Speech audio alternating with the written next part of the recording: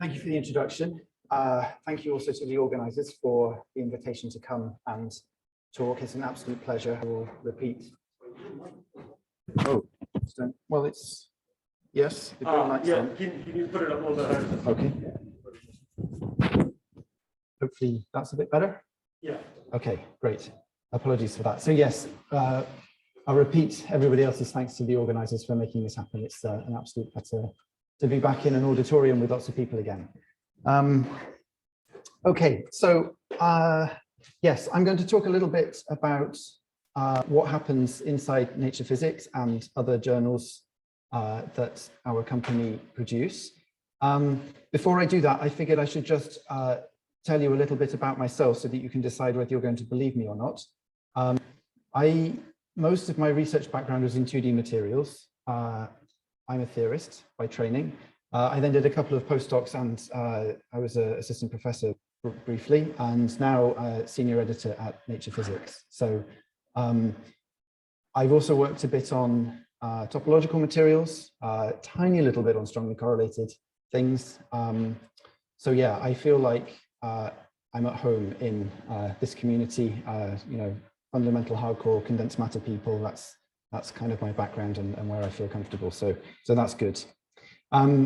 Brief outline of what I'd like to talk about. So I'll basically try to start off by giving a brief introduction to sort of who we are and what we do. And just talk very briefly about our process. I figure I'll leave questions about process and, you know, what editors are for and all those sorts of things for the question time, so that you can ask the specific things that you'd actually like to know rather than me trying to guess. But then I also want to talk a bit about our new foray into open access at Nature Physics and also Nature, and talk about the options that you have there, and then perhaps a few closing thoughts if there is time. So this is the only data I'm going to show. Let me see, does this work? This kind of works. Okay, so this is submissions to the archive as a function of time per year. And okay, this becomes quite a big number here. This may or may not be weekly exponential. I haven't done a scaling analysis to check. But the main point of this plot is that 140,000 submissions per year is a big number. So partly what we view ourselves as doing is helping to, in a sense, filter, I suppose, try to reflect to the broader community what the breadth of this work is, you know, which are the things that are really exciting and, you know, everybody should pay attention to the valuable but kind of detailed nitty-gritty advances that are going to be more interesting perhaps only to the community of researchers who are thinking about those questions. In a sense, kind of, you know, filtering out on that sort of level of interest what people need to know, as it were. Of course, we also manage peer review, which is we think a fairly fundamental thing in science. It's obviously not perfect, but I think very few people would say that science would be better without peer review than with it. So we manage that. We try to provide a space for scientific discussion through what we call our front half. I'll come on to that in a minute. We also, you know, have a fairly strong archival role. There is a printed copy of every Nature Physics issue in the basement of the British Library. So, you know, if the internet ever goes down, that content is still archived somewhere. And, you know, okay, the internet's not going to go down, right? Touch wood. But as a hyperbolic example, you know, knowledge has to be stored, and we help out with that.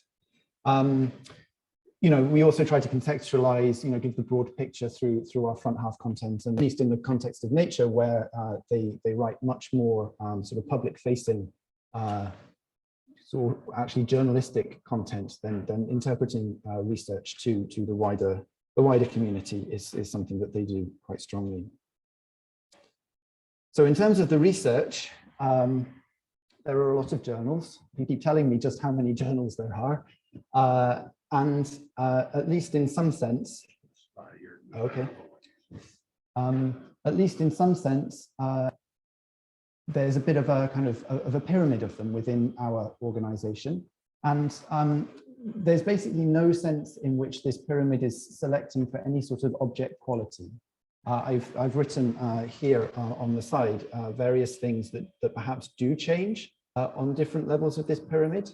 But the main one is really what I was hinting at before, is the breadth of audience that we expect will be interested in the results in a particular paper. But you also get things like better copy editing and art editing and things like that as you go to Nature. The other thing I'd like to stress is that we have quite a strong principle of editorial independence within our journals, which means that basically editors work for one journal and they don't talk to each other about papers. So if you submit something to Nature Physics and it doesn't go through, and then you submit it to Nature Materials or Nature Nanotechnology or Nature Communications, the editors there will not know that it's already had a history with one of the other journals. The systems are separate from each other. Editors are not allowed to talk about papers. There are one or two caveats on that. One of them is if you transfer the paper, then there is a record. Also, peer review reports go with the transfer if those exist. But if you do a fresh submission at a different journal, that journal will not know about the history. Right, so yes, just coming to this this level of the pyramid here, where there are a lot of journals. Oh yeah, sure. So is that true? So that's the case that the editors can't even look up the the referring history of another paper? I have no access to the system on any other journal. Yeah, yeah. Yeah, so what we call the research journals. Nature Physics caters to physicists, Nature Materials caters to material scientists, and so on, right?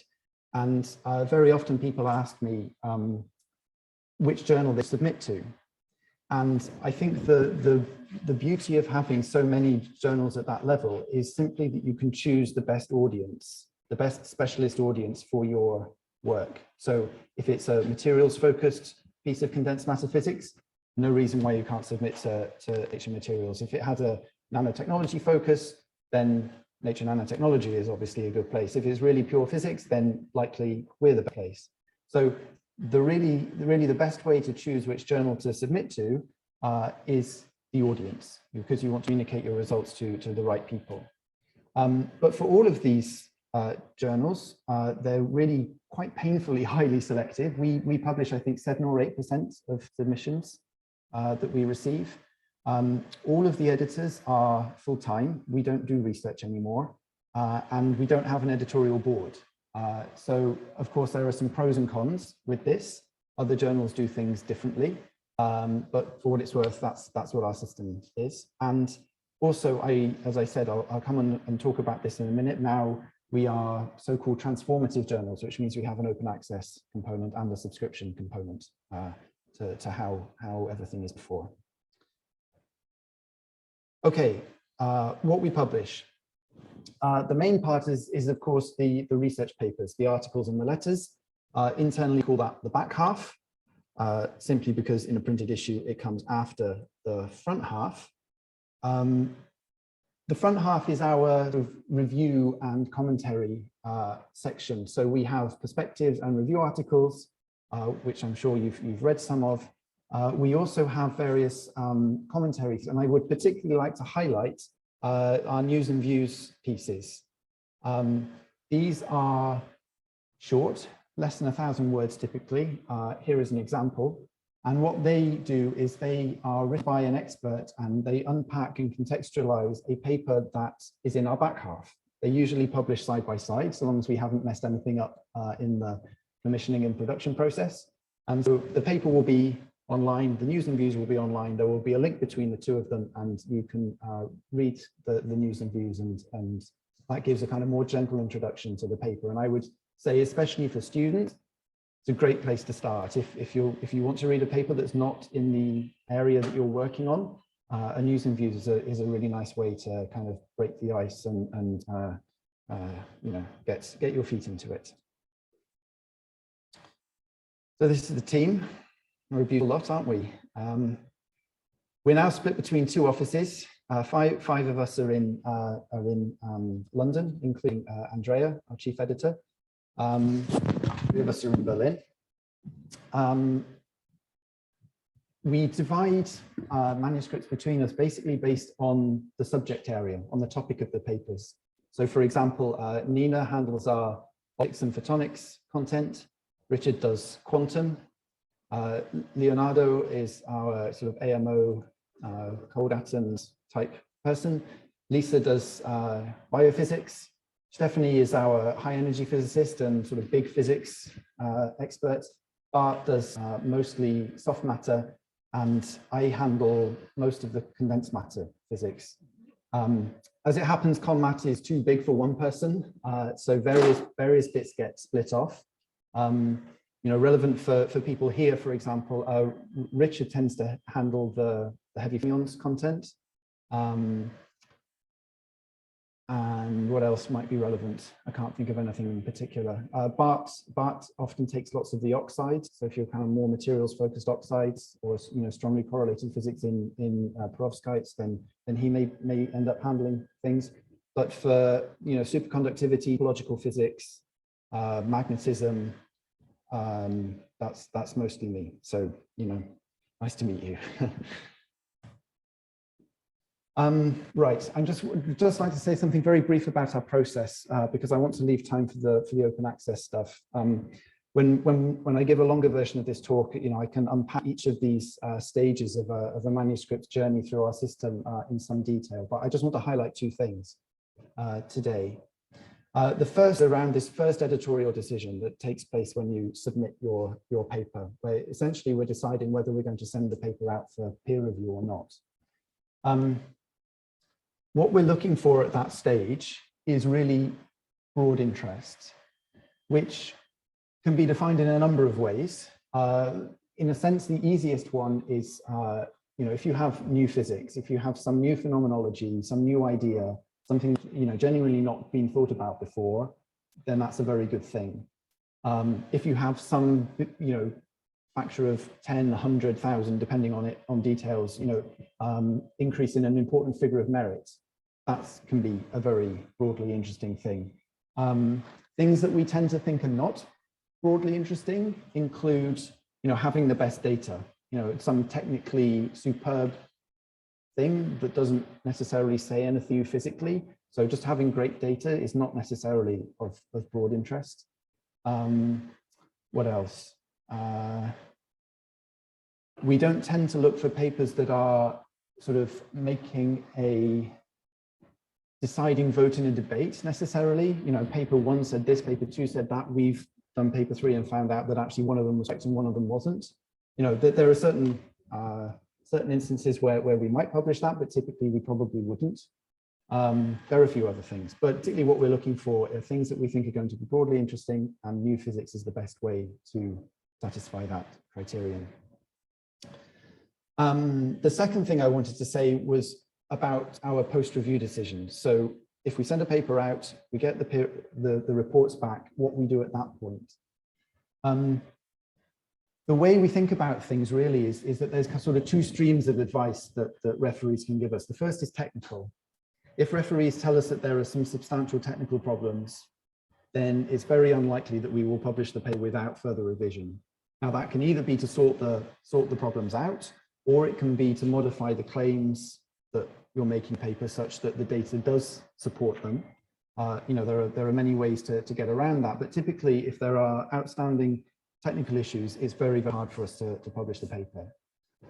The second stream of advice that we get is more editorial. So whether referees think that the paper belongs in Nature Physics or not.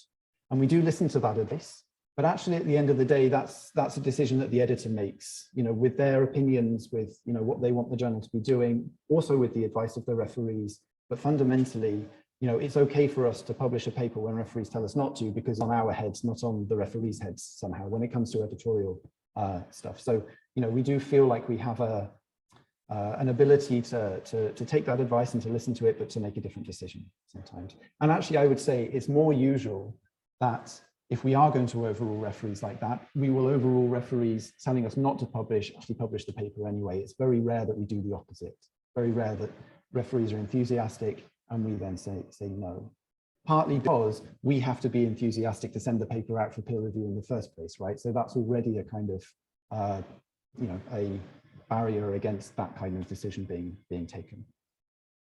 Okay, in the final few minutes, want to talk about open access. So basically we have three ways that you can publish a paper open access in either Nature or in the RJs. The first is the kind of traditional gold open access. You pay a processing fee, which is eye-wateringly high, and then your paper is open access. The second is something that is fairly new, and they're called transformative agreements. These are essentially deals that are struck between the publisher and either a consortium of institutions or, you know, for example, the Max Planck library has one. And what these deals will encompass is, you know, a set amount of money that the library system will pay, and they will get the subscription content and the open access fees all bundled up together. So as things stand at the moment, for an author from a Max Planck Institute, their paper will automatically be open access. They won't pay for it themselves. The Max Planck library will pay the PC instead. I don't know any details. I believe there are more of these sorts of agreements being negotiated. Personally, I tend to think that this is probably quite a good way forward in the intermediate term for funding open access. There is a third way, which we are currently doing as a pilot, called guided open access. Now, I'm introducing this through the prism of open access, but actually it's trying to do two things at once. When you submit to guided open access, you're not just submitting to Nature Physics. You're actually submitting to Nature Physics, Nature Communications, and Communications Physics at the same time. And your manuscript will be simultaneously evaluated for publication in one of those three journals, so long as it passes, you know, our initial editorial screening for papers that we think obviously won't make it. The other part of it is that the processing charge is split into two parts. So if your paper is sent out for a peer review, you pay roughly half of the processing charge up front. And then if your paper is accepted, you pay a top-up fee, which depends a little bit on the journal it is. And what this is trying to do is to kind of decouple the costs associated with assessing papers and, you know, the whole editorial process, and costs associated with, you know, actually publishing things. So what you get for this initial fee called Editorial Assessment Report, which I will come on to in a minute. Here's a little snapshot of the front page, I think. But this is essentially like a very detailed editorial response to your submission and the peer review, and contains a lot more information in it than, you know, the standard letter that you get from us with, here are the reports, go do something. Okay, I said this, so I don't need to go through that again. Just a picture that describes the process.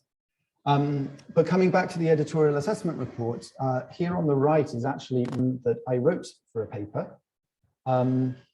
You'll see, I don't know if it's probably a bit too small, but this box says Nature Physics in it. This box says Nature Communications. This box says Communications Physics.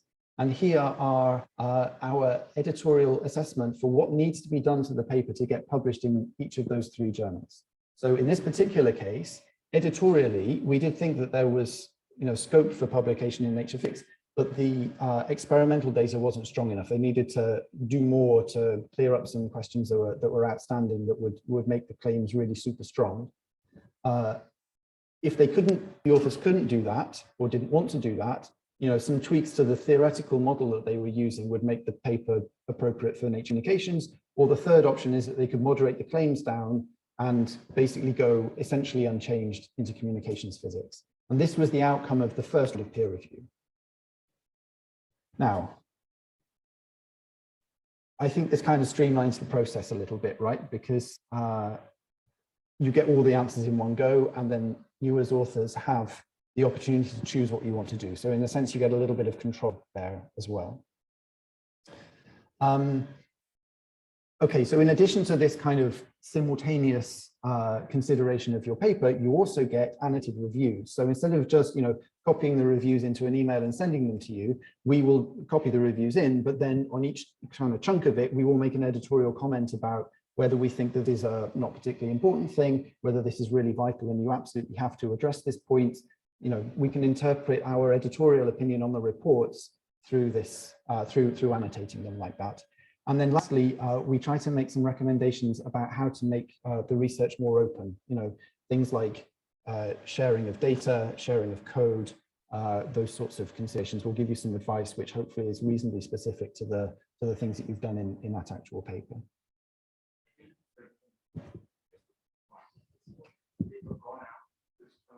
Yes, yes, yeah. And when the referees are asked, they specifically ask what before you just review that will be slides. No, we ask for some input about where the referees see things, but it's the same caveat as I gave initially, right? These two streams of how you view things. But yes, we do ask for editorial comments during the peer review as well. Yeah.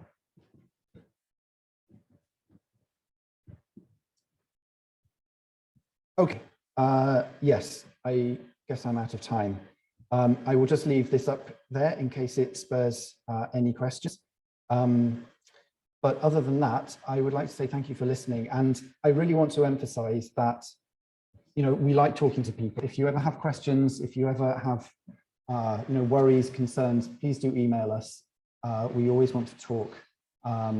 Also, if anybody's interested in a career in editorial, maybe some of the students or postdocs, again, please just email and ask questions. Come and find me. I'm here until the end of the conference. I'm always happy to talk. So please do come and, ask whatever you would like.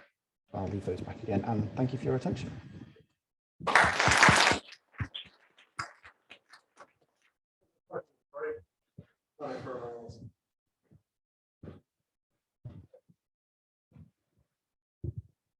So how long has your new open access plan been around? Since January. So do you have the same rejection rate, or the same editorial rejection rate, or are you accepting more papers into that? That's a complicated question to answer. The way I'm going to answer it is to say that the editorial standards are the same for open access as they are for subscription. And the reason that I can tell you that, so I'm not talking about guided open access, although the editorial standards are the same there. But the reason that the editorial standards are the same is that the authors only decide whether they are going open access or subscription after acceptance. Okay, yeah. So we don't. At some point you said that in this open access thing, the authors will pay something upfront and then it goes out. So the paper gets rejected. Does nature keep our money? In the guided open access, for that kind of editorial assessment fee, yes. Why would we want to submit to such a thing? So, so there are a couple of answers to that. The first is that it is, trying to reflect this, basically what our costs are. If you want to break it down to the money, like the vast majority of the costs incurred in running a journal are on the editorial side of things rather than the production side of things, right? So we're trying to separate those two things out a little bit. The second thing is that when you have this editorial assessment report, that is yours to do what you like with. So for example, the APS journals have said that they will take these editorial assessment reports and continue consideration of a paper. We have an agreement that we can share the referee identities from our system to them if they ask us. So this is a transferable document. It's not the end of the process. And also you get more than you get for just a regular peer review. Yes, for open access in general, given that most of us, I'm a theorist. I publish first in the archive. That's the only place I get information from. Right. I look at the journal only because my experimentalist friends don't often post on the archive. So open access, we already have that medium. So why would we pay money? Well, so in a sense, that's a question that's above my pay grade, right? So, you know, if you want to talk to the people at Plan S about open access, then, you know, I'll defer those questions to them. But on the wider question about why journals matter, then I would say a few things. The first is that keeping up with your own community on archive is kind of feasible, right? Keeping up with the whole of physics or the whole of condensed matter physics is sort of unfeasible. I also think that peer review is important. And if you only had the archive, you get a degree of kind of peer review within your community, but I think having that formalized process is actually valuable and does typically make papers better. I also think that the kind of archiving and curation process is important too. So, you know, for example, you know, a paper that comes out in Nature or Nature Physics, we do genuinely hope that, you know, all condensed matter people will have some at least passing interest in those results, right? So you're getting to transmit your results to a much wider community than just people who, you know, are going to take the time to read the preprint. You see what I mean? So I think there are advantages to having sort of formalized journals that you know, archive is great and people should use it because it's quick. And, you know, within a community, it works fantastically. But I think that there are additional advantages of having formalized journals that aren't captured by the archive. Yeah, no, that's a bigger discussion. I was asking more narrowly about, you know, why should we pay for open access since, well, you know, I mean, okay, after all, the archive gives open access to everybody. Yeah. Right? Yeah. It's the same information is available. Right. Mostly, yeah. So, okay, so why should you pay for open access? Well, I mean, in some ways, the most blunt answer to that is because your fund tells you to, right? Like, I understand that nobody wants to pay $10,000 of their research grant for an open access publication if they don't have to. And that is partly why I said that I think in the medium term, these transformative agreements and other ways of kind of spreading the cost of open access away from just the individual authors who are having to pay it is a good thing. Why does it have to be paid for? Well, I mean, if journals are going to exist, they have to be paid for somehow, right? And in the past, this was done through subscriptions, which essentially were funded by overheads from grants, right? In this new paradigm of open access, we have to find a way of coming up with, you know, a similar amount of money. At the moment, if we split those costs on just the number of authors whose papers are accepted, then those numbers get really quite high. Maybe there's a different way to do it. But if like Plan S does, you believe in open access, you know, that's the reason why people have to pay for it at the end of the day. Yes, it's altruism mostly. I don't want to speculate on their motives. Yeah.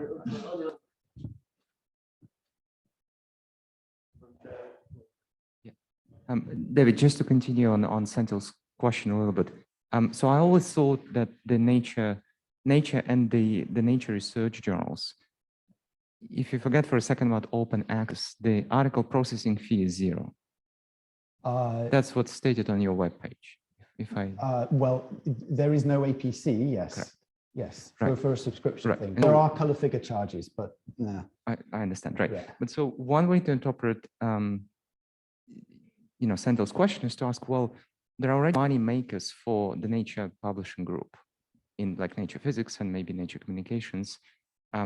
Sorry, not Nature Physics, the ones that explicitly charge the article processing fee upfront, and they're already open access, right?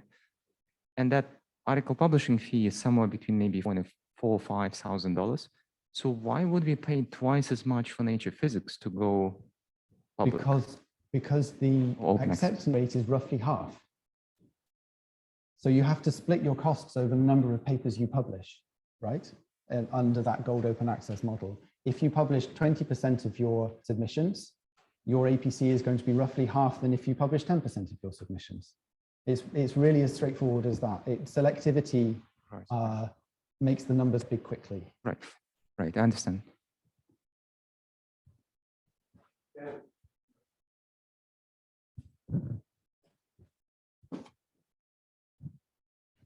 Yeah, thanks so much. I want to ask about sort of the flow through. You mentioned maybe 8% are accepted? What Right. fraction are rejected at the editorial level? What fraction from the first referee round? What fraction, go beyond the one and make it or don't? So the concrete numbers I can tell you are that, because I saw these recently, last year I sent out for review 14% of submissions that I received, and that was about typical for an RJ. Of those, roughly half make it to publication. What I can't tell you, I don't have concrete numbers on how many, just have one round of peer review, like how many get some drawn out thing, how many get appealed. Those numbers I could dig out of my database if I really wanted to, but yeah. My impression is that the modal case is 2 rounds of review.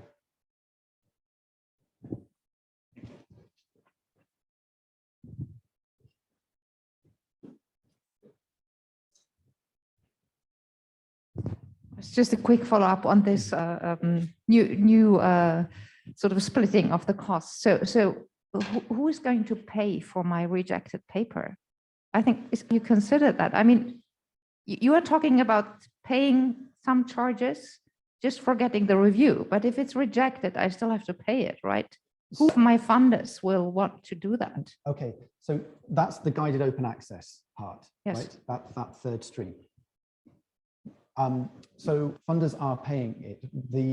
So again, you're asking me things that are not really my pay grade, but the people in our, high up in our publishing department, the people that actually worry about money, they went to funders and they said, this is the model, will you pay for it? And the funders said yes. So, if you are on a grant from, say, the ERC that requires you to publish open access, they have said that guided open access is a stream that they will pay for and acknowledge. How many times? So if I do that Sorry. here, nature materials, nature physics. Oh, no. So that's the thing. You only do that once. You only pay that editorial funds. How can that be? You said it's totally independent. So I go first to nature physics. Oh, Nature no, materials no, knows nothing about it. No, because guided open access is a different Okay. thing. It's a different stream. It's a different system. You get this simultaneous evaluation at 3, up the pyramid at once. But that's not in nature materials. This is true. At the moment, it's a pilot scheme. So there are only 3 RJs that are involved: nature physics, nature I see. genetics, So it and doesn't nature exist math. for materials yet. Doesn't exist for nature materials yet. Hmm. Yeah. Okay, This is- but it's you a- might conceive it and then I will pay maybe twice or 3 yes, times or, and this is something that clearly we will have to think about. or like right? If Jenny we 10 times? I roll don't it know. out more 8 widely. times?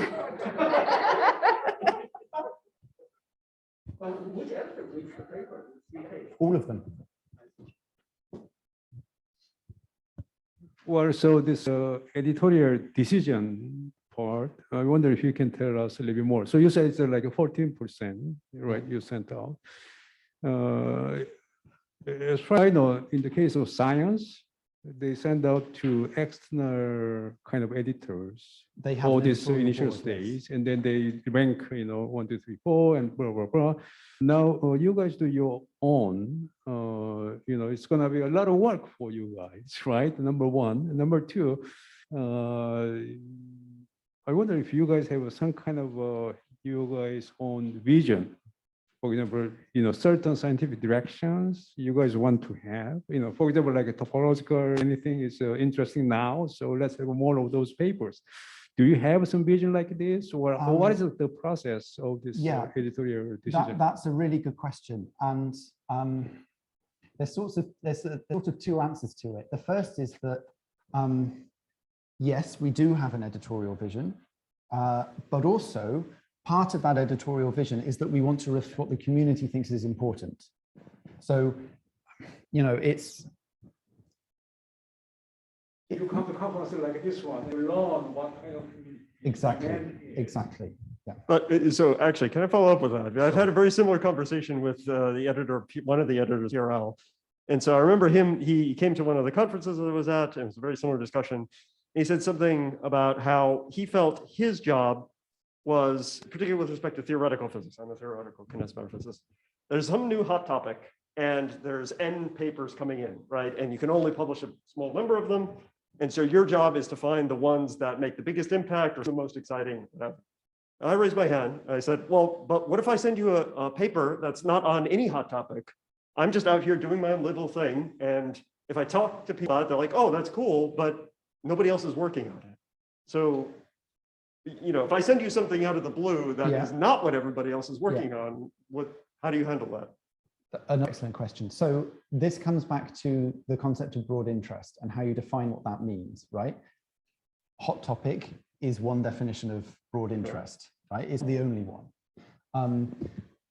You know, arguably, you could say that we overpublish in the hot topics. Actually, I would, you know, put my hand up to that one. So, but when you say like something out of the blue and nobody's interested in it, again, maybe people could be interested in it in the future. And I would say it's part of the job of an editor to try to recognize that potential, like what the potential in the idea is. That idea could become broadly interesting. If it's something that, you know, people were debating in the 70s and hey, you've just, you know, solved that tiny little piece, well, okay, that's not going to be broadly interesting, right? But if you've had a genuinely new idea, nobody's working on it, maybe they will be 6 months from now, that would be something. A little bit chicken and egg, right? Because if somebody has some really new idea, the number of people who work on it depends a little bit on where it gets published. Sure, yeah, I agree. But you know, that's why I say it's part of our role to try to be discerning about that and to work out which of the ideas that might catch fire. Yeah. Okay, Ming, and then David, I have a question. So what do you think is future of publishing? Like what's the next big thing? So one possibility is that a lot of papers are, you know, done at the publication stage and there's no post-discussion in the community. So I wonder if there's a mechanism that can be, you know, there for open discussion in the community to look at the credibility of this paper. Yeah, that is something that I think about a lot, actually, and particularly in the context of, you know, when it turns out that there's a problem. If there's a big problem, then, you know, you submit something to the journal, they sort it out, maybe there's a retraction, maybe there's a matters arising, something like this. But when there's like a medium-sized problem that doesn't come to that sort of, you know, nuclear option level, what do you do about it? And I do think that having some kind of mechanism for bringing up that sort of debate would be important. And I would say it's not something that we do very well at the moment. I think that is a bit of a problem. So Nature, for example, has a comment section underneath every paper on its website. I have literally never seen a comment put into there. So obviously that's not a great vehicle. One vehicle is simply that people write more papers, right? But again, that's a blunt instrument too, because you don't want to criticize people and like it becomes a bit, you know, no. So, yeah, we don't do great on that. And if you have ideas, I would love to hear them, frankly, because I think we should do better. Quick one. So if the goal is to reflect the interests of the community, how do you come up with 14%? Or the number of papers that you tend to send out? Well, I mean, how is that reflected? In what sense? How is it reflected? A lot of people are interested in more than 14% of the subjects that you might be submitting to a journal. So how do you come up with 14%? So is it just financial? No, well, only indirectly.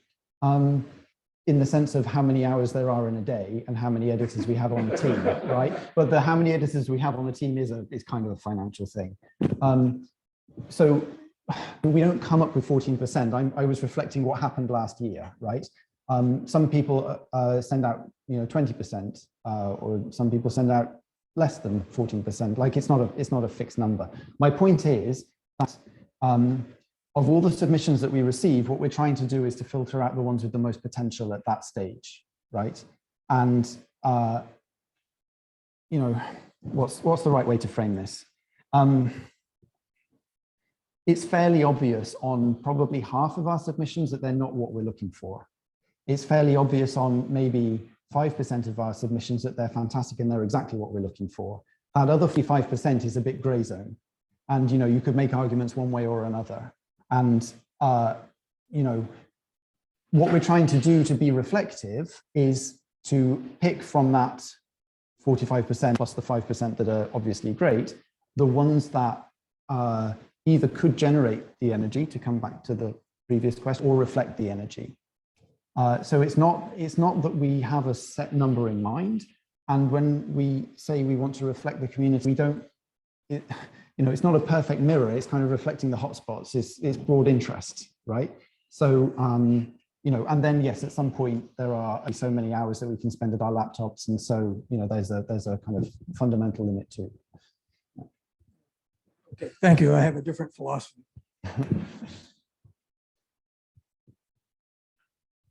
Well, we'll follow up the previous discussion. So PRL editor was mentioned here. So if you have enough gray hair, you may remember this name, Gene Wells. Gene Wells. He never ever go to conferences. So it's a new trend. PRL editors, they go to conference and try to find out what is the hot topic. It's a new trend. They are following what Nature editors have been doing. Okay, so you guys do have a lot of impact, a lot of impact scientifically as well as the way how the publication is done. At the same time, there is this, the one you already mentioned, already discussed, bandwagon effect, right? So some kind of fashion, nature fashion, following this fashion. So I think it would be really wonderful. Committee will appreciate you guys will pay attention on this, potentially big impact, but not something what everybody's talking about. I think that's something you guys should really spend some time on. I agree.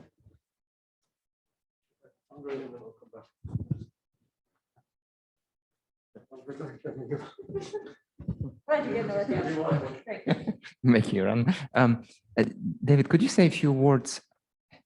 And please forgive me, I can't remember the exact name of how the Nature brands it, but it's the idea that once you submit your article, I believe at no charge, it can be published in a preprint type fashion. It would be assigned a DOI number, but it's not the article, it's not the final form. I believe that the Nature journals offer such service. Am I correct?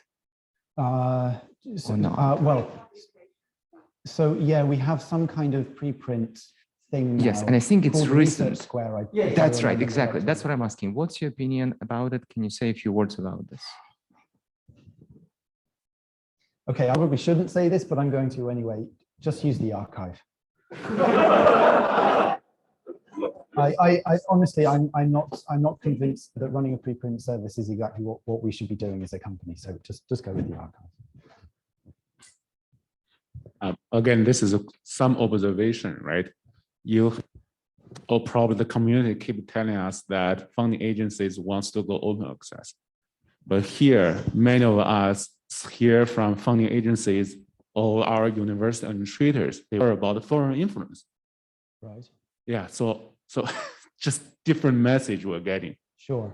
I mean, yes, I mean, it's clear that the direction of travel in Europe is different from the rest of the world, right? And, all of this open access stuff that Nature is now doing is basically a response to Europe. So in a certain sense, if your funders are not mandating that you go open access, you can just ignore this for now, right? You don't have to pay the money because the subscription option still exists. Now, what American or Chinese or Japanese or Korean funders decide to do in the future, well, I mean, I can't speculate, right? But yeah, most of this stuff is really quite Euro-centric at the moment, I would say. Yeah. One really brief comment and then a question. Regarding the last myth there, badly written papers are always rejected. I would ask you to please reject all badly written papers because I don't want them on my desk as a reviewer. But okay. So can I just comment on your comment? Yeah. So I think there probably is something of a correlation between badly written papers and papers whose content we're not particularly interested in. But that said, if I do get a paper that's terribly written, but it is interesting, I will sometimes go back to the authors and say, look, this is a great idea. Can you polish the presentation so that the rest don't have to spend 3 weeks reading this? So we can't do that all the time. there, but really at the lower end, there is a threshold at which we'll say, we're not rejecting this, but please can you do something about how you're communicating? Yeah. Great, thanks. So my main question is about double-blind review and about, Right. we've been talking a lot about hot topics and what kind of gets through your filter, but I wonder to what extent is there some kind of subconscious filter based on the institution that the author is coming from, whether it's a high-ranking or lower-ranking institution, or the previous record of publishing in your journal, or the identity of the author. And I recently had the opportunity to do a double-blind peer review for a grant teacher, both as a applicant and then the next year I was a reviewer, and it was fantastic. It was so freeing. So let me separate this between double blind when it comes to peer review and double blind when it comes to editorial process, because they're a bit different from each other, right? So for peer review, an option that we have, that can be done. Take up is staggeringly low. And I don't really understand why it is so low, to be honest, but nevertheless, it's an option that's there and exists.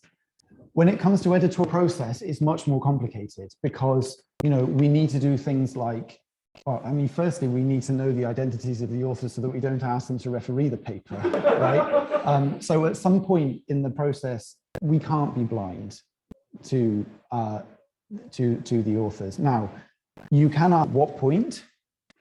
And, I think that there would be good merit to doing some kind of preliminary assessment editorially before we see what the author identities are. I agree that would be a good idea, so long as you can kind of iron out the kinks in the process.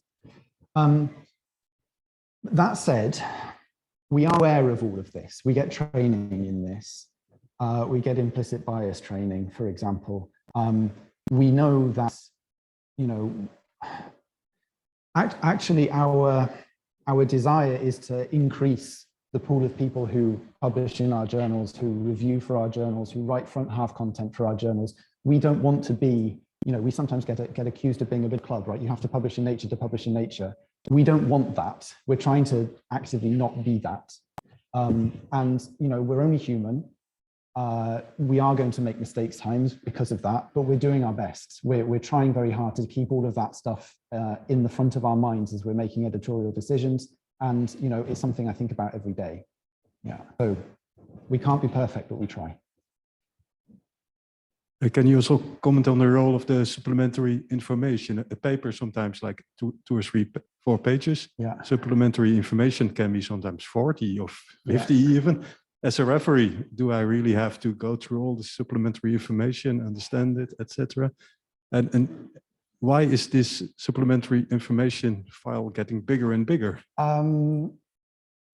Why is it getting bigger and bigger? Because it can. Nobody stops it. I don't know. So it's a bit difficult really, because editors are not technical experts in all of the papers that they read, right? We can't be.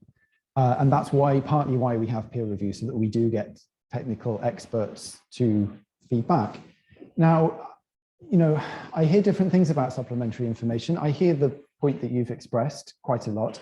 I also hear a more positive point that, it's great not to hide any of the data. It's great that you can have this place where you can kind of put lots of characterization, where you can really try to convince people that, the thing that you're reporting is actually the thing. So there's a balance point somewhere, right? Maybe we should be a bit more strict on enforcing a balance point there. Some are ridiculously long, longer than need to be. But at the same time, I'm not sure that I'm really competent to judge what needs to be there and what doesn't. It's almost a kind of a difference in culture, isn't it? Like whether you expect your paper, your letter in particular, to be 3 figures and then you're done, or whether you really expect the publication to kind of unpack everything in minute detail. And, both of those things have pros and cons, but they're a different philosophy for what a paper should be, right?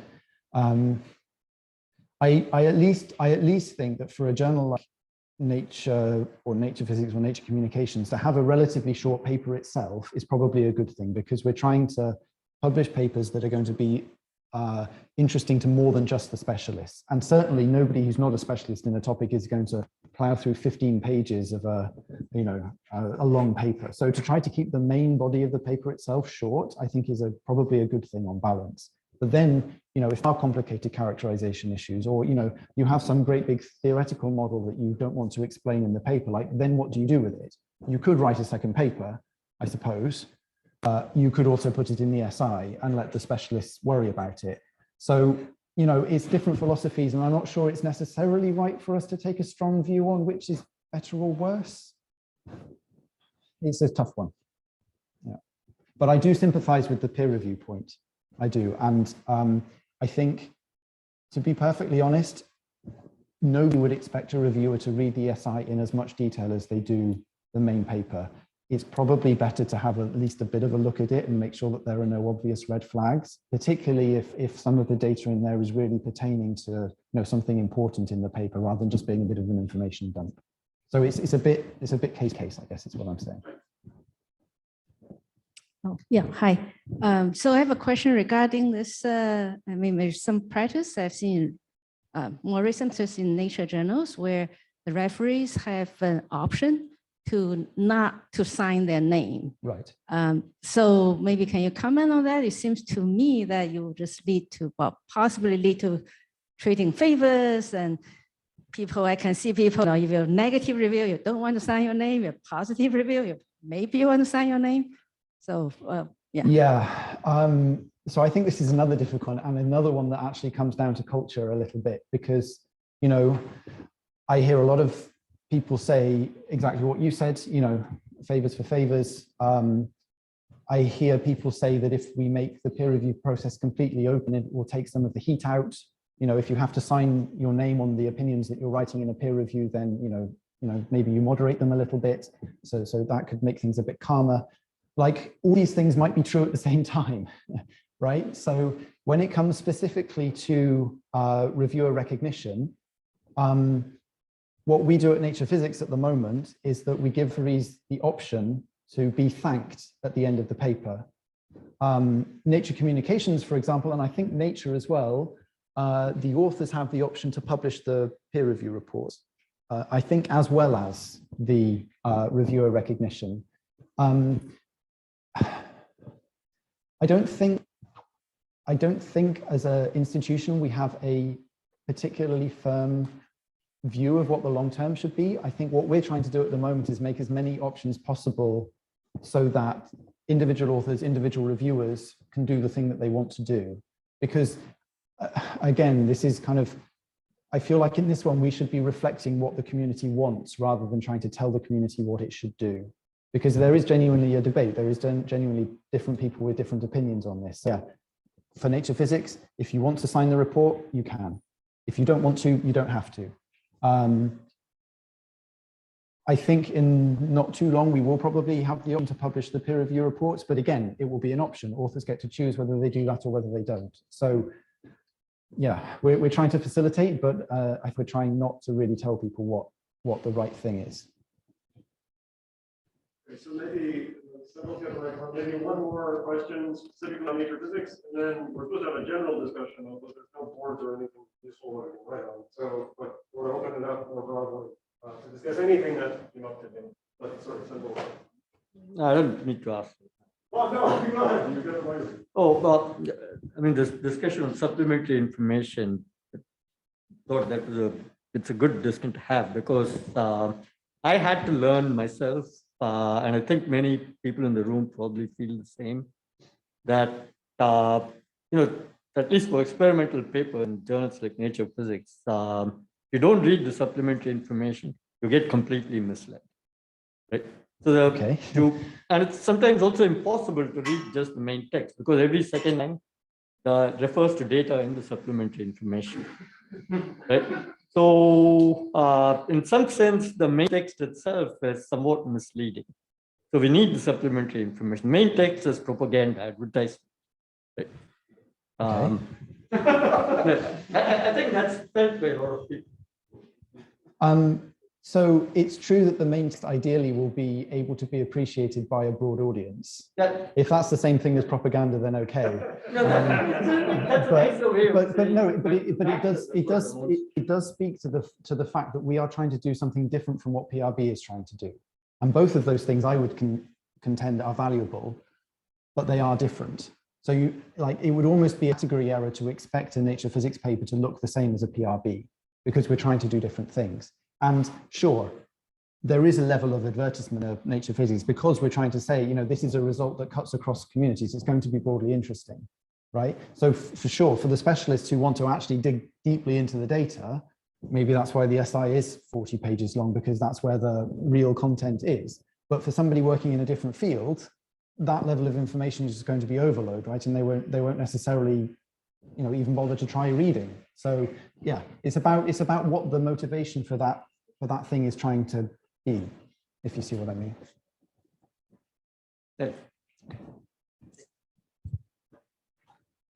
Okay. Well, so let's think, David.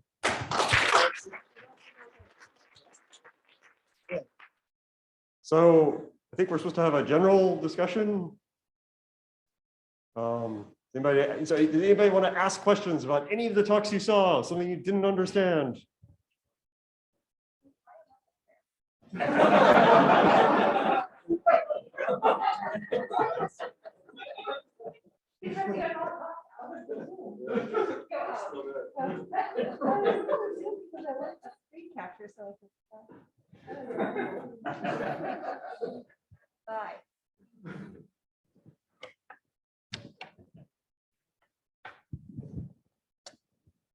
Are there open questions? Suggestions for what we should be doing or what we're not doing? Everybody's just tired and wants to go get food. Okay, we have a victim. This is maybe risky, but I'll accept it. This is a topology workshop. Is it enough nowadays to just be studying something that's topologically non-trivial, or does it need something extra for it to be interesting?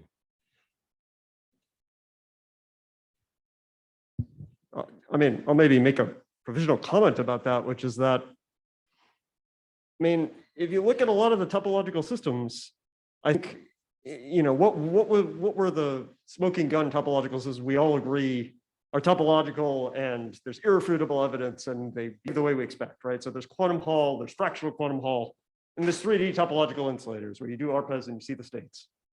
But then there's a whole host of other systems that we supposedly believe are understood, like edge states of 2D topological insulators, that I still contend, at least I don't understand. So I know there's been many calculations of the transport mechanisms there. They don't give the temperature dependence that's seen in experiment. Are they really topologically protected, or are they trivial edge states? I don't know.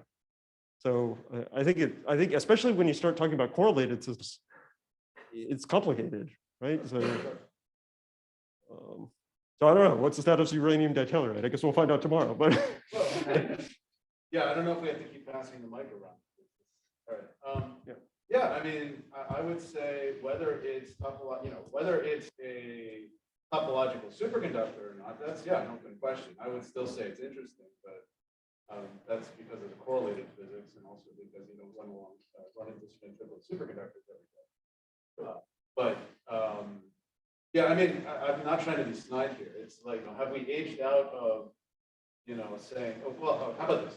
I've heard it said that and this may not be true, that everything potentially has some kind of non-real topology in something. Okay, so maybe that's a bit of maybe an undiplomatic statement, but at some point, are we going to be focusing on different subtopics instead of just having a general conversation about topology? And that's an open question. It started off by saying, is it enough for it to be topological, for it to be interesting? It seems to me the premise of that question is that if it's not topological at all, it's not interesting. That's not. Well, I agree with that statement too. High PCs too, they have very little connection with topology and chip range. There's so many things that are interesting. They're not. All right. Okay. It has a lower line.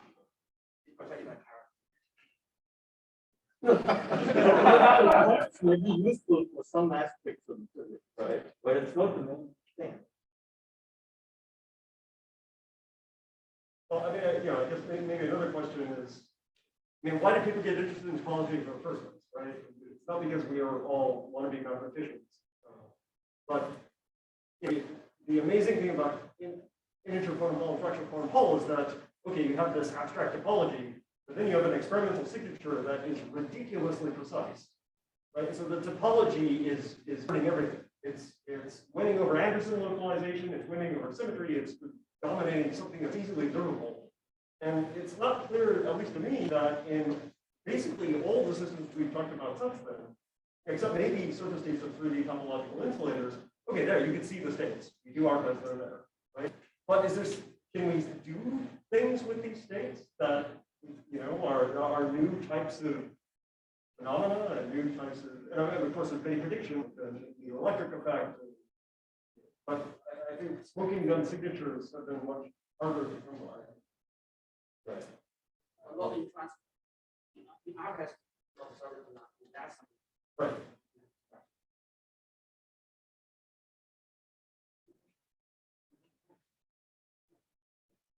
I think you have seen the field start to move on. It's not enough just to say there's not much fewer papers now, just on not band structure. Right now, I think we're going to see the field moving much. And many of us got interested in kinetic physics because these materials do something cool. Or as superconductors, people still like superconductors. So we're going to start to demand the same thing of topological materials. They have to do something. Maybe that's maybe putting them in a device, some topic thing that plays with circuits in some way. Maybe that's interesting, making electric effects, these quadrupolar effects, some of these higher order TIs. I don't know what it is, but they need to do something. This is the problem with this liquid field generally. Most interesting system does nothing.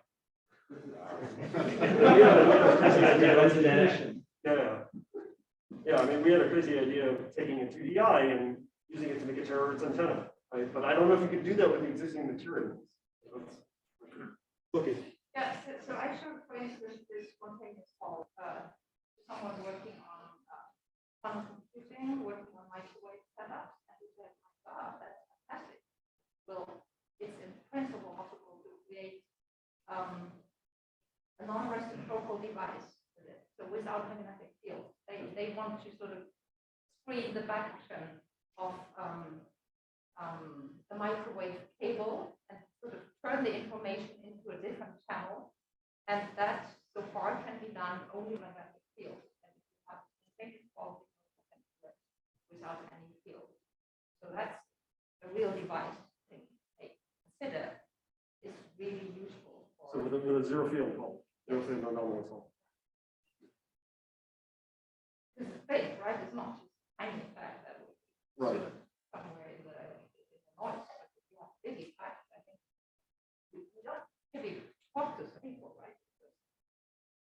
They wouldn't know it, and if physics publish it, they would never know it. But I think these things, we have to really reach out to people who might be interested in creating devices. Well, I'm not really in this field, but quantum polyfact and quantum anomalous polyfact into the surface state. I thought that's a very established and that's really new, right? That's really new, and even the system is so dirty. When you think about it, so much bulk, this satellite is so dirty system, but still you should communicate with an anomalous polyfact. That's really new, but that's all due to the surface. That's so very established, and the one you just mentioned is related with this, right? But I thought that's really well established. Of course, it was one terabyte, but still, I think that's the beauty. And we need something more than that. That's already established, already went back 5 years, right? So we need something kind of newer, but we haven't this one example. I mean, I've been waiting for topological superconductors, with actual extended surfaces to appear. Well, it's long. One day we're going to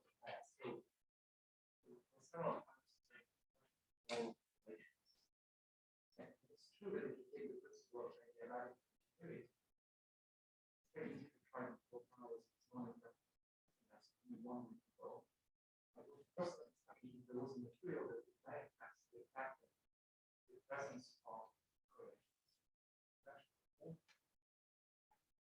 One example is C16. Instead of writing Sherman integer to add that into space, import where whatever it says it has obviously this is well, let's say in 2 dimensions. Let's talk about crystalline symmetry. There are identifying mirror Sherman who show sort of by a couple of line construction. Assuming the edges, one-dimensional lines, and there's a weird fact where the tracicity is actually 8. And this is what is the fact that having 8 such stack is the same as tree. So instead of a mirror chart number, it's like this C8. One was a material, which points this and goes 6 and 9 ways and it's exactly the same as 1. But I have 8 ways and now it's not controlled. So that would mean that would be more evolutionary. Faster a while we see actually. But how Yeah. I mean, it's the same problem with topological superconductivity, right? It's hard enough for us to predict a material is going to superconduct. Now it's got to superconduct, have a non-S wave parameter, and be topological. You find it great. Well, since Peter is here, so other than other quantization, like early effects, they're lovely. I believe what they did, but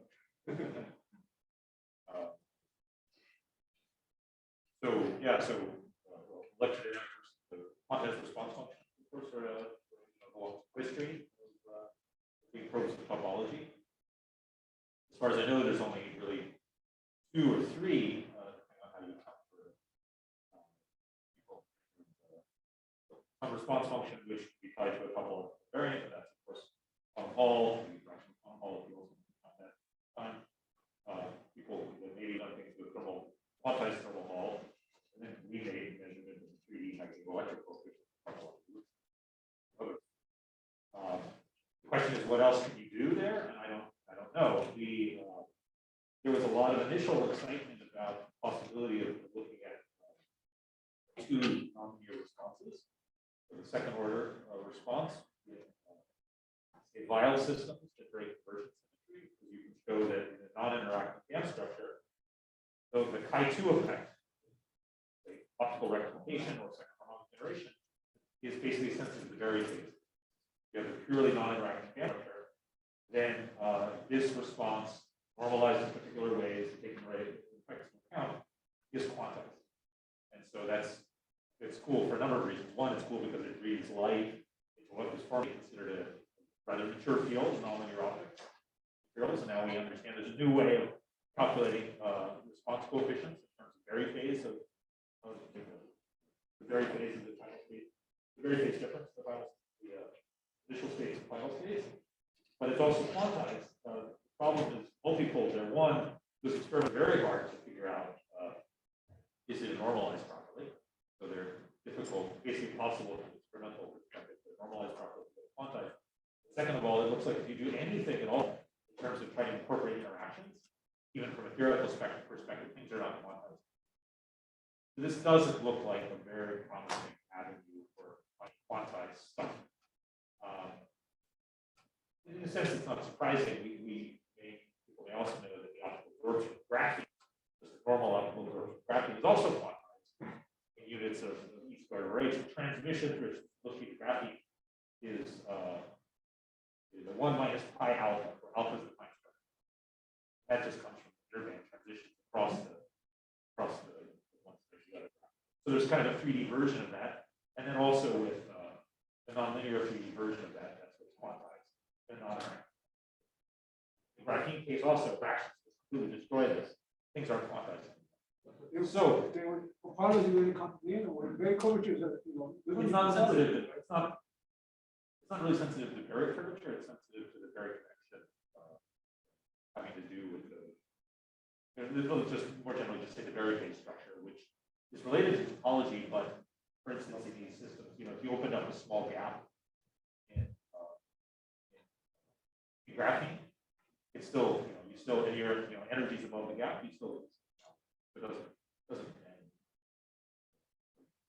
Graphene with spin-orbital coupling in the quantum topology would be just as quantized as graphene. All of this is just a long ways to say is that I don't think anybody has a good measure of what else is quantized in terms of electromagnetic response. There's no good predictions. What I suspect is, if we make an analogy, it's not going to be a kind of dissipated, it's just on this point. It's not going to be some kind of dissipated response, like people were kind of thought it was going to give something kind of experiment. So it will be something else. I don't know. If something. So.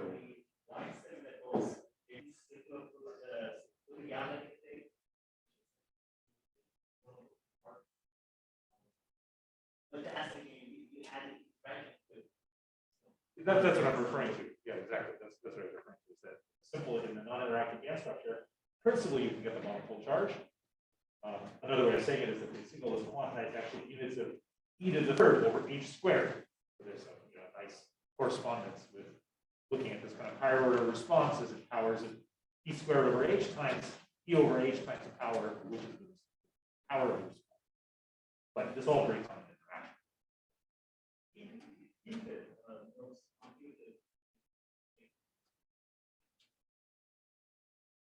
So I don't think that there's, maybe this is fertile ground, or maybe there's not. A quick question or comments. You mentioned something the quantized thermal hole. I guess for the various audience, do we expect that in topological methods or anything like that? I was trying to, for instance, in operating or. I also some of these fractional function. I'm not an expert in this. Some of these fractional function calls. I didn't Israel with light measures quantized thermal hole. Was that?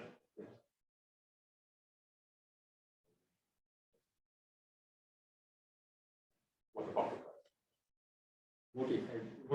Multi-head. So that's another example, a quantized thing. But that's all linear response. Unlikely that's going to be useful for higher order TI.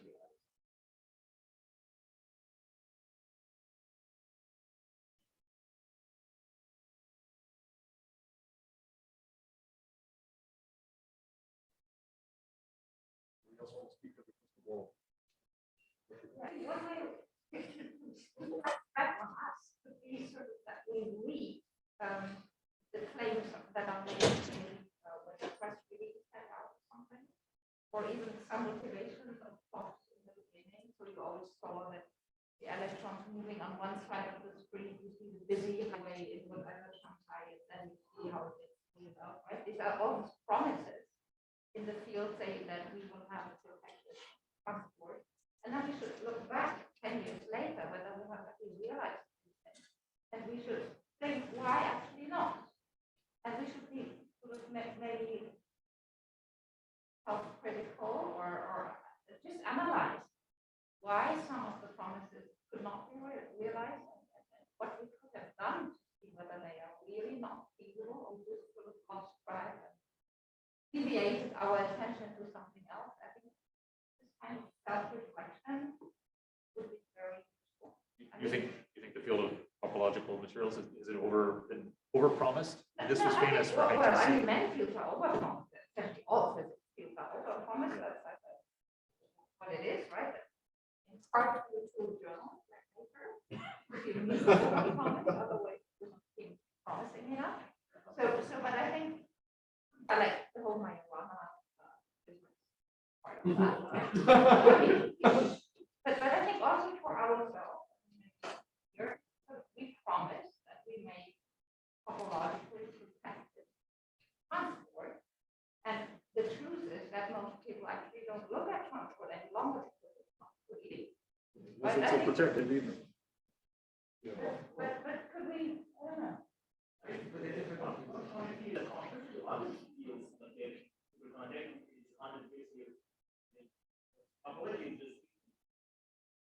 That means years of time. Yeah, but are you following up? That's the question. Like, you still have time, but if you don't work and deviate to other things, that's even more promising. Maybe stick to the challenges.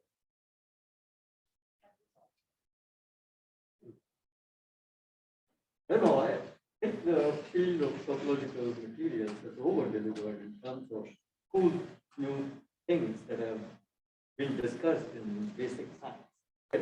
Maybe what you're saying is in terms of useful things for Yeah, society. but no, I was really thinking the promise that make in order to say, look how important it is. For technology, not for basic science. So I'm completely promising. I'm not debating at all that it's not so I mean, detecting marijuana zero modes, right? No, that's one severely over, I think. Well, it's The also rest part of of it. it- I mean, it was maybe not as many that hard. or It it's was easy to- It's really about some promises that have been made, should we have made them or We made to Never believe the them, or- society at large. Made to society at large, not within the field is lively, right? It's exciting, I'm great talk. What more could we want? Well, I think Zoom is advocating for accountability. it was Nick starting it, right? He said, so Oh, it's already- something like topological, what did it have to be useful or? Yeah. No, I think that's an interesting point because I mean, at the end of the day, that's partly how you get money and partly how you need to get money. And of course, you can't be blamed for the claims of other people. But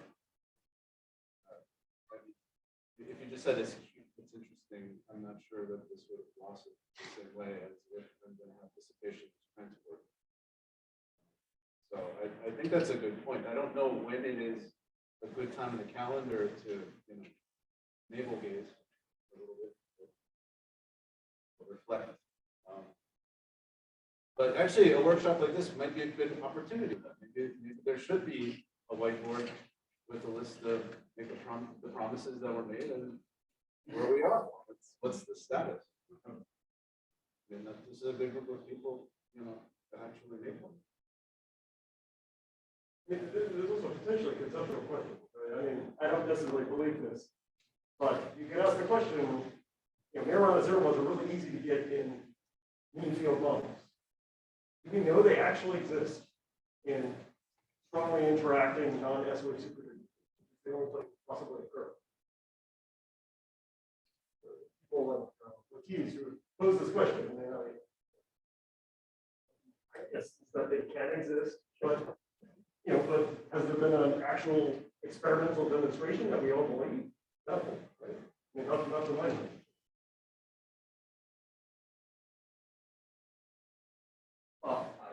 I kind of disagree with that. In ion-based superconductors, there are very clear evidence for candidate marijuana zero modes that we can't explain otherwise. Sure. It's not just one zero mode, it's a sequence of vertex core states that quantizes according to integer or half integer functions. So there are good progress in that field. I really don't think we should think marijuana, because there's some problem happening with one experiment in one system. Well, it's not just one system, right? I mean, so in the synthetic wire system, obviously, Yeah. there's an issue. Yeah. But also in all of the attempts to make, bulk 3D topological superconductors, things like copper to the selenide, niobium to the selenide. Yeah. They show the initial promise, and then, when you go and you tunnel and you don't see anything. Are you not seeing something because the surface state is buried beneath the actual surface? Sure. Or is it that the system was just really not forming there? Yeah, but there's great progress. I mean, just my personal opinion in that field. Have we ever seen quantized, with pushing the west core states into the quantizing gene? Sure. And see discrete states and fundamental energy. At least they're a good candidate. Right, I think right. that's great progress.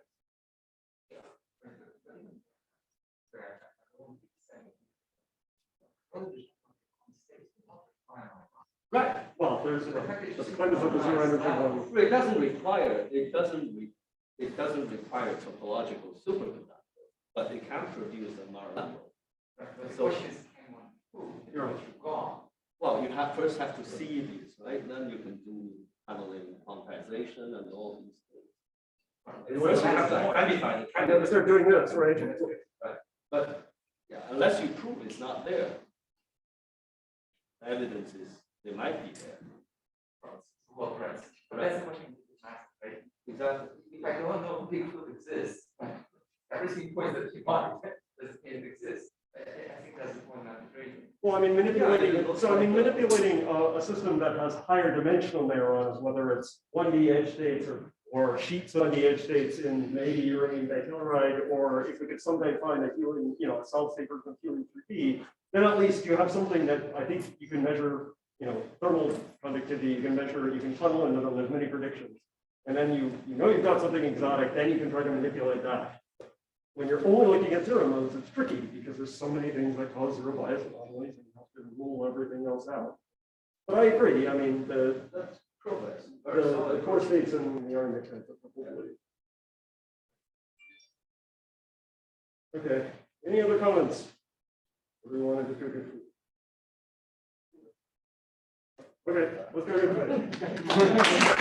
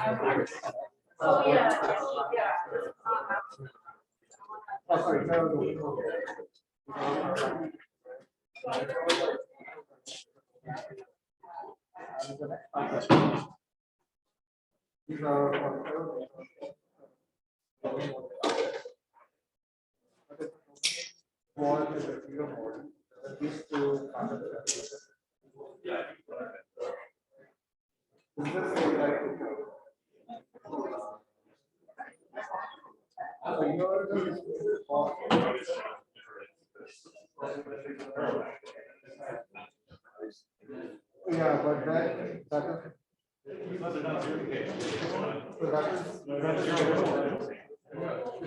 that means that domain model, that mode is the only side of the common point.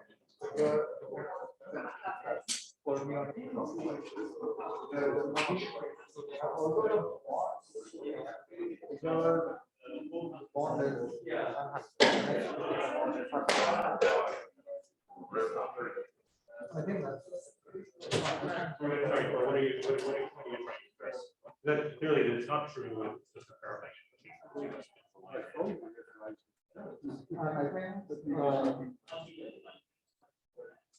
I think if the domain was, this is a boundary between two topological, because it's a domain wall. Then what this implies is that even though the strings are aligned or anti-aligned, so what would expect that more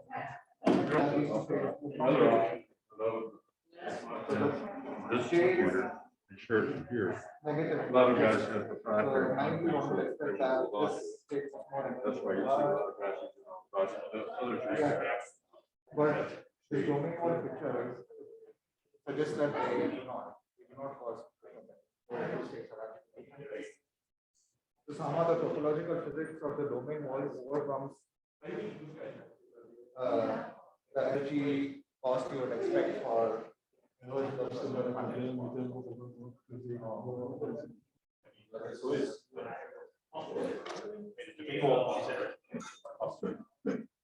It has this very gap, it has this Right, right. So all the domain walls on the right are these two states correspond to the domain wall.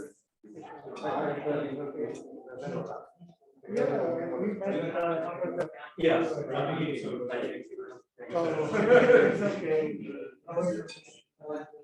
You should have said something. I don't see anything. That's all. So there's no domain wall.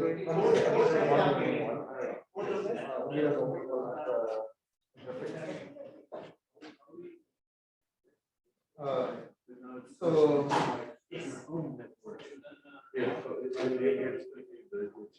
the different states of the domain okay, let's think about it.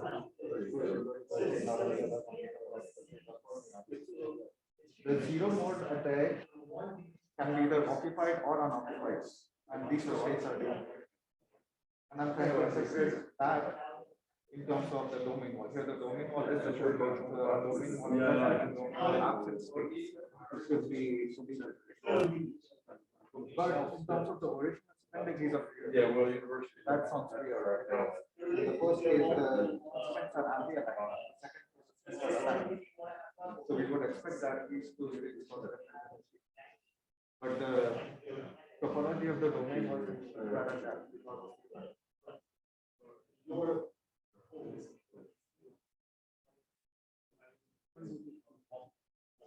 So, yes, I mean, which are written here is not any different. So you have these positive things. Everything you said is to be true to normalize.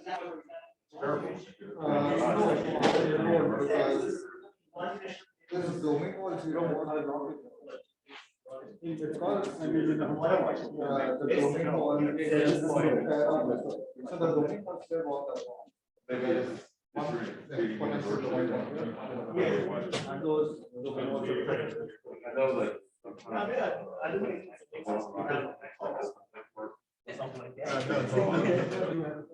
so what I've done is the domain was the domain was they want the one.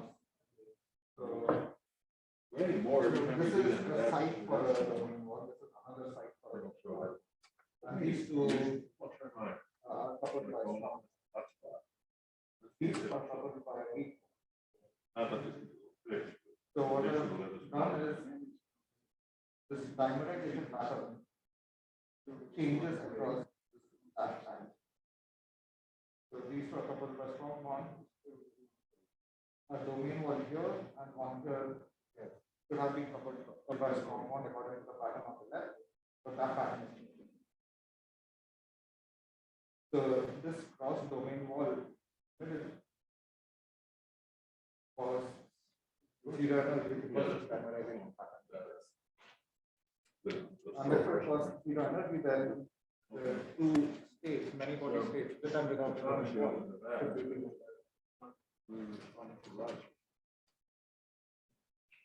So how do you know the rush is go on? I know that.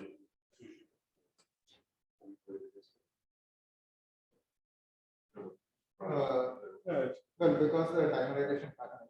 So if this is very fast. Yeah. It's you need I this didn't one know with that's the one of the reasons I think we're indicated up and down. so that means there should be a zero moment. Something better to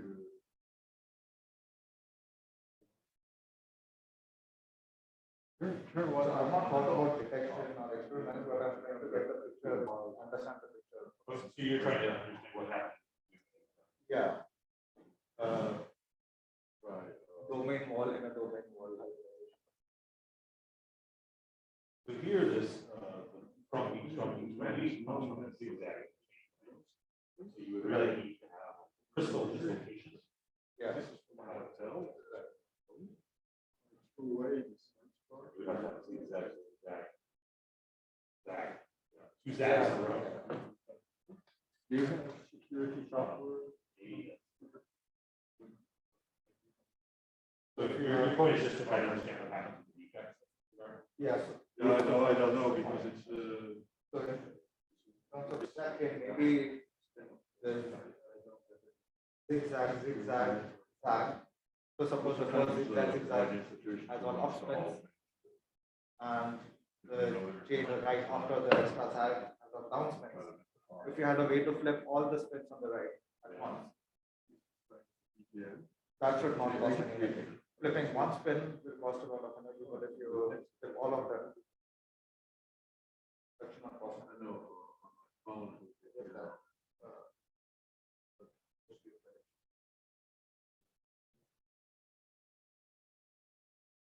So flipping an entire domain of spins should not cost 9 and I think flipping an entire domain costs energy or it gives you energy. But here it would not. Yes.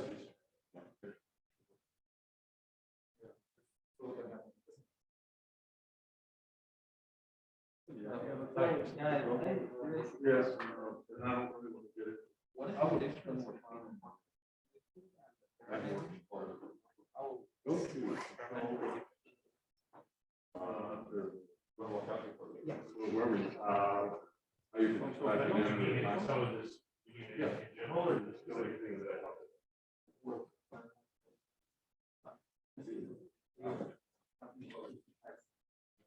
Yeah, so well, I tell you.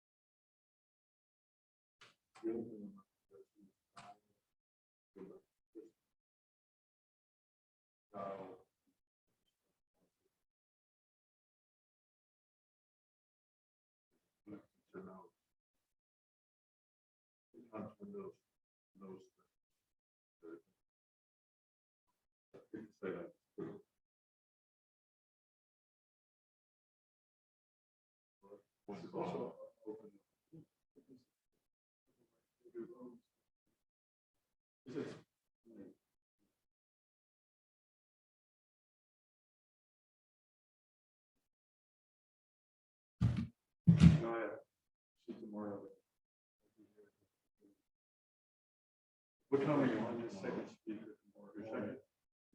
Why don't we?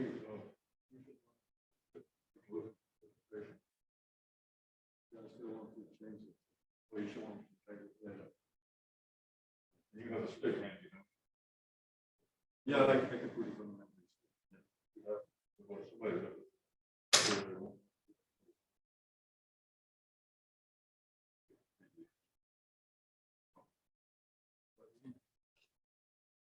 Yeah, funny.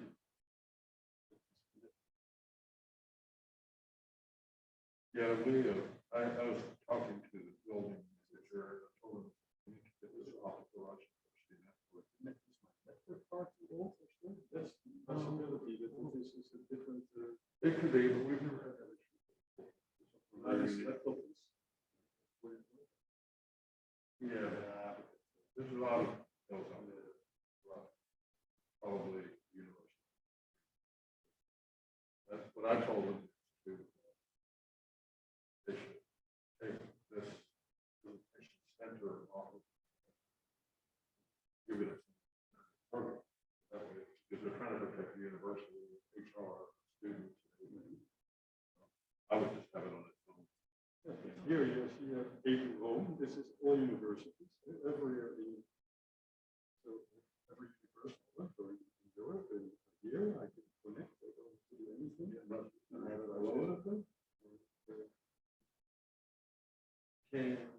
Can you use your own as a hotspot? Whether that.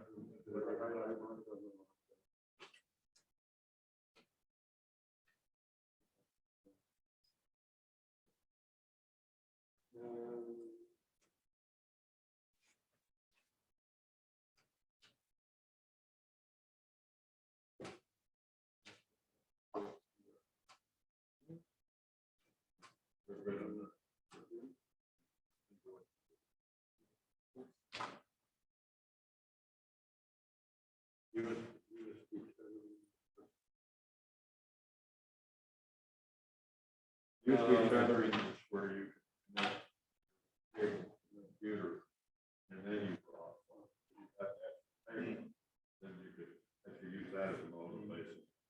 And it's not like you really need a lot. Yep. So I haven't been with my laptop at other universities. Well, maybe it's something that is. Did you, have you tried to complete hard down? We do that. Might be something.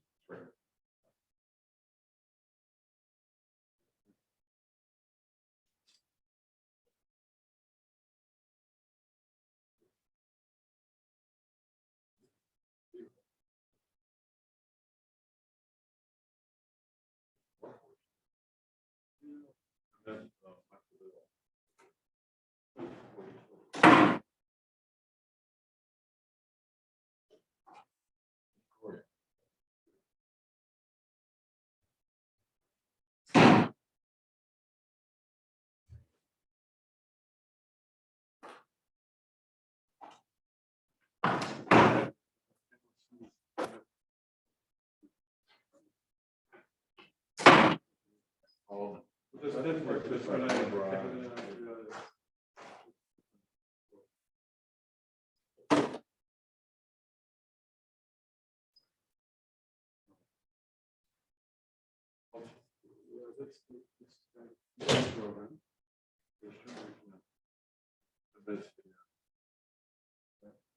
no, it may not be bad. It may not be compatible.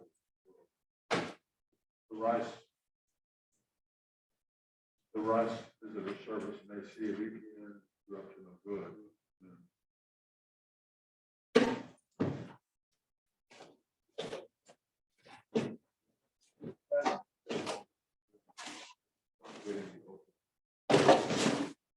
Which tells me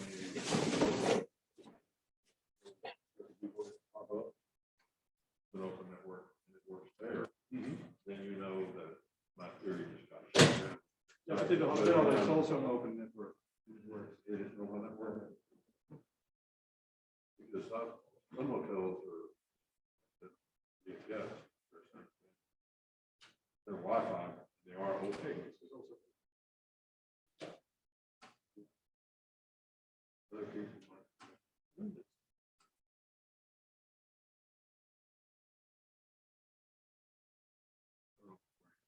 I know this part of the country is a lot of.